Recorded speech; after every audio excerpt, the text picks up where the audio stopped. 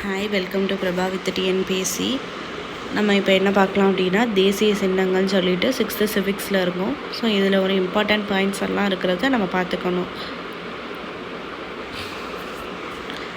தமிழ்நாட்டில் புதுக்கோட்டை மாவட்டத்தில் உள்ள விராலிமலையில் தான் மயில்களுக்கான சரணாலயம் இருக்குது.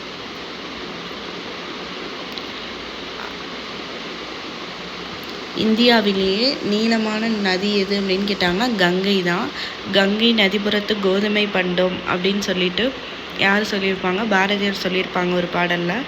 அடுத்து 25 ஞாபகம் வச்சுக்கோங்க. 2525 ஞாபகம் வைக்க முடியாது. ஸோ 25 கிலோமீட்டர் தொலைவுக்கு பாயும் இந்தியாவின் நீளமான நதி எதுன்னு கேட்டாங்கன்னா நம்மளோட கங்கை நதி தான். பிரம்மபுத்திரா வந்து 2900 கிலோமீட்டர் நீளம். ஆனால் நம்ம இந்தியாவில் பாயக்கூடிய அளவுன்னு பார்த்தா ஸோ கம்மியானது. நீர்வாழ் பாலூட்டி எது அப்படின்னா டால்ஃபின் தான். இமாம் பசந்த் அப்படிங்கிறது முகலாயர்கள் காலத்தில் மன்னர்களுக்காகவே விளைவிக்கப்பட்ட மாம்பழங்களுக்கு பேர் தான் இமாம் பசந்த். அடுத்து நெக்ஸ்ட்டு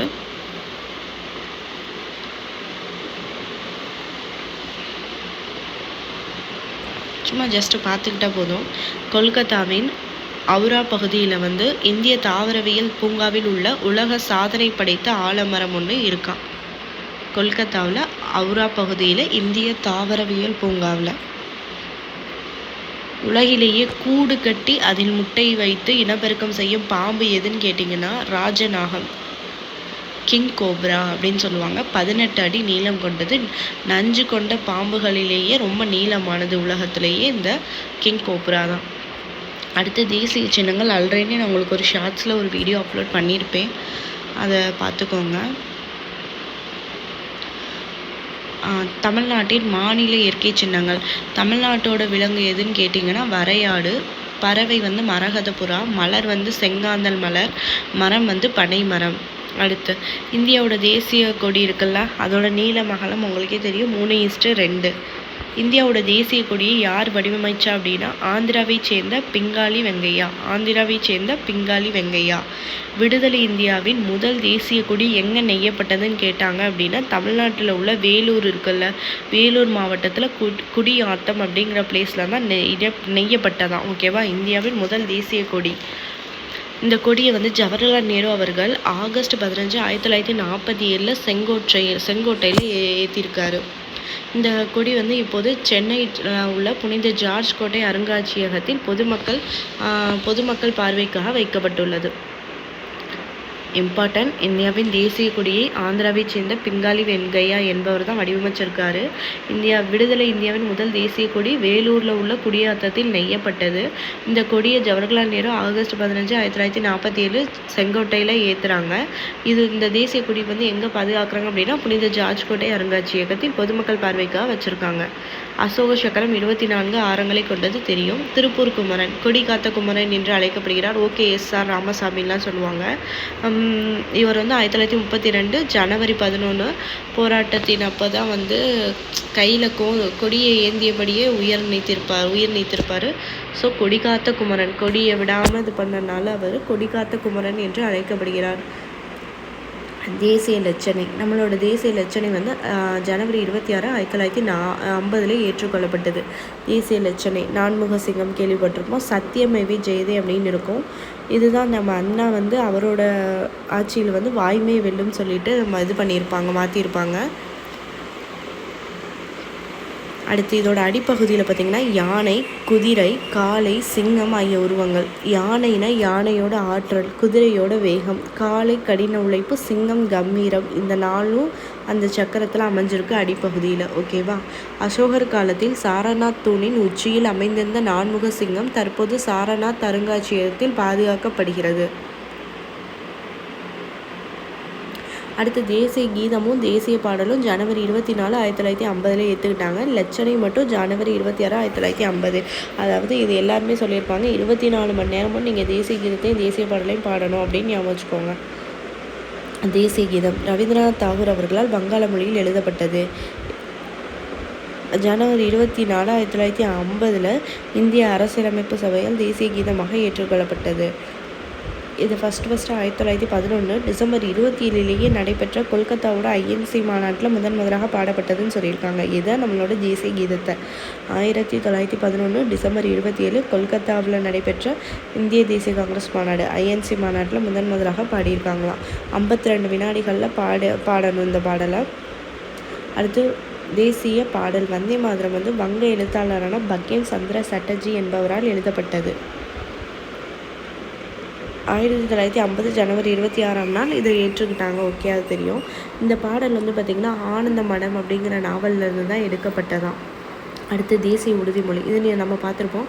இந்தியா எனது நாடு, இந்தியா எனது உடன்பிறப்பு அப்படின்லாம் சொல்லியிருப்போம்ல. ஸோ அந்த இது தேசிய உறுதிமொழி யார் எடுத்தது அப்படின்னா எழுதுனதுன்னா பிதமாரி வெங்கட சுப்பராவ் என்பவர் தெலுங்கில் எழுதியிருக்காரு. நல்லா பார்த்துக்கோங்க, தெலுங்கில்.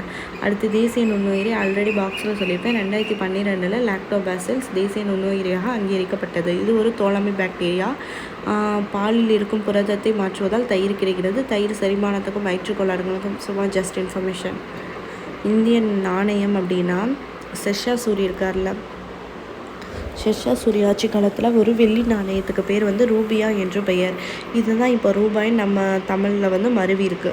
ரூபாய்க்கான சின்னம் இந்த சிம்பிள் உதயகுமார் அப்படிங்கிறவர் ஜூலை 15, 2010 தமிழகத்தை சேர்ந்த உதயகுமார், விழுப்புரம் மாவட்டம் நினைக்கிறேன், அவர் தான் அந்த நாணயத்தை சிம்பிளை இது பண்ணியிருப்பார், வடிவமைச்சிருப்பார். அடுத்து தேசிய நாட்காட்டி அப்படின்னா கனிஷ்கர் ஆட்சி காலத்தில், பேரரசர் கனிஷ்கரோட ஆட்சி காலத்தில் 78 சக ஆண்டு முறை தொடங்கியது. ஓகேவா. மார்ச் 22ங்கிறது தொடங்கும். எப்போ அதாவது லீப் ஆண்டாக இருந்தால் மார்ச் 21, இல்லை நார்மல் இயர் அப்படின்னா மார்ச் 22.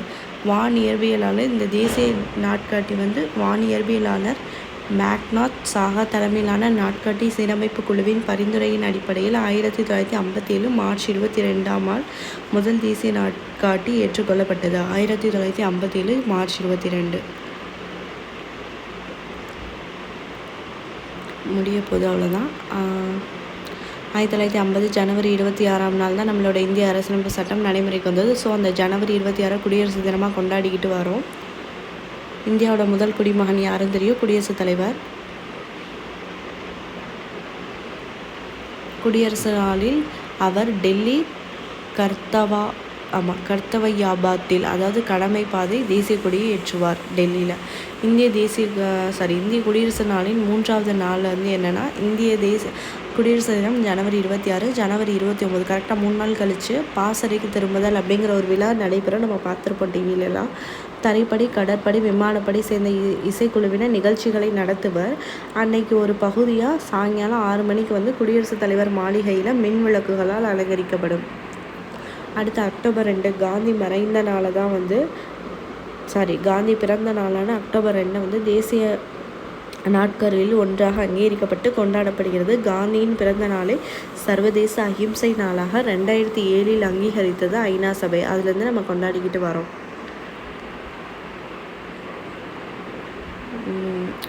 பார்த்தலாம். தேசிய பாடலான வந்தே மாதரம் யார்? பங்கிம் சந்திர சட்டர்ஜி, வங்காள எழுத்தாளர். 1950 ஜனவரி 24 ஏற்றுக்கிட்டாங்க. இந்தியாவின் தேசிய கீதம் ஜனகணமன. இதுவும் ஜனவரி 24, 1950 ரவீந்திரநாத் தாகூர் அவர்கள் பாடினது. இந்த பாடலை 1911 டிசம்பர் 27 அப்போவே கொல்கத்தாவில் உள்ள ஐஎன்சி மாநாட்டில் பாடியிருக்காங்கன்னு சொல்லியிருப்பாங்க. ஆனந்த மடம் என்ற புகழ்பெற்ற நாவலை எழுதியவர் யார்? பங்கிம் சந்திர சட்டர்ஜி. அடுத்து டேஷ் பிறந்த நாளை சர்வதேச அஹிம்சை நாளாக மகாத்மா காந்தி பிறந்த நாளை எப்போலேருந்து? 2007 நம் தேசிய கொடியில் உள்ள அசோக சக்கரத்தின் நிறம் என்ன? கருநீலம். ஓகே, கருநீலம். இந்திய விடுதலை நாளில் பறக்கவிடப்பட்ட முதல் தேசிய கொடி சென்னையில் உள்ள புனித ஜார்ஜ் கோட்டை அருங்காட்சியகத்தில் உள்ளது. 1 செகண்ட்.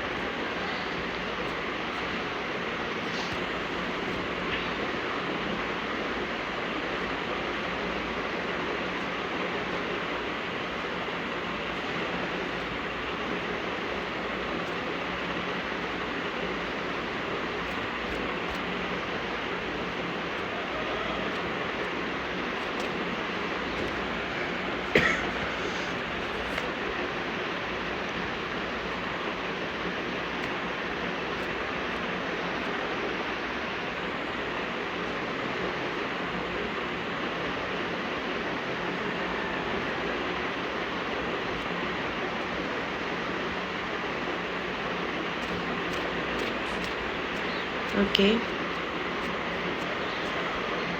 தேசிய கீதத்தை இயற்றியவர் ரவீந்திரநாத் தாகூர். தேசிய கீதம் பாடுவதற்கு கால அளவு 52 வினாடிகள் தான், நிமிடம் கிடையாது, வினாடி. 1896 இந்திய தேசிய காங்கிரஸ் மாநாட்டின் போது வந்தே மாதரம் பாடலை பாடியவர் யாரு? வந்தே மாதரம் பங்கிம் சந்திர சட்டர்ஜி. விடுதலை நாளின் போது டெல்லியில் கொடியேற்றியவர் குடியரசுத் தலைவர் தான்.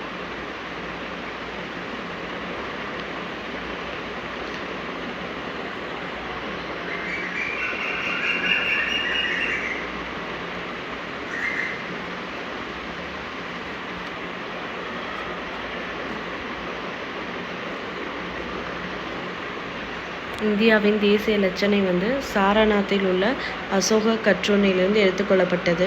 இந்தியாவோட தேசிய அதாவது கனினா மாம்பழம் 1950. தேசிய பறவை 63 மயில். தேசிய மரம் ஆலமரம்.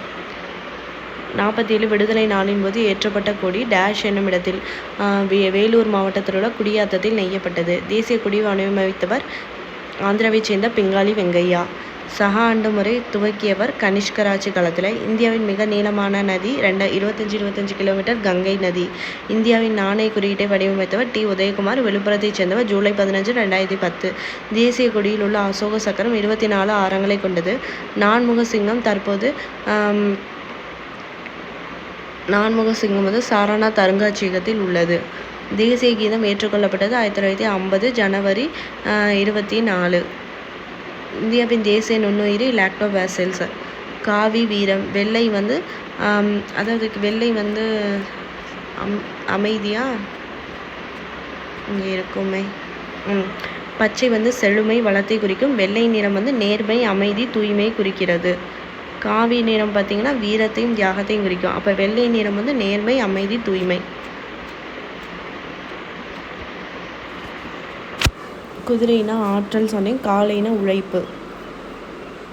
சிங்கம்னா கம்பீரம். ஆல்ரெடி அதை எங்கேயும் சொல்லியிருப்பேன், இன்னொரு தடவை பார்த்துக்கோங்க.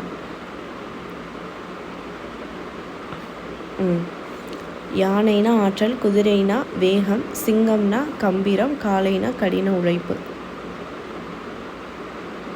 நம் தேசிய கொடியில் அசோக சக்கரத்தின் நிறம் கருநீலம். அது தெரியும், பார்த்தாச்சு.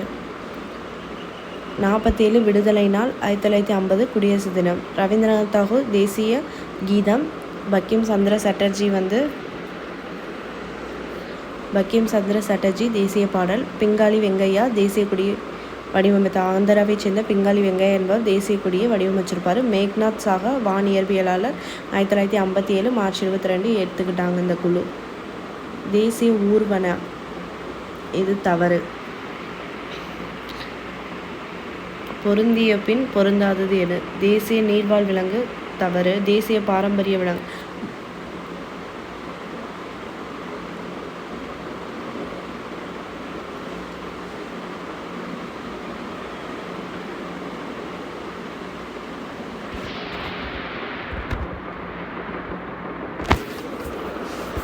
தேங்க்யூ.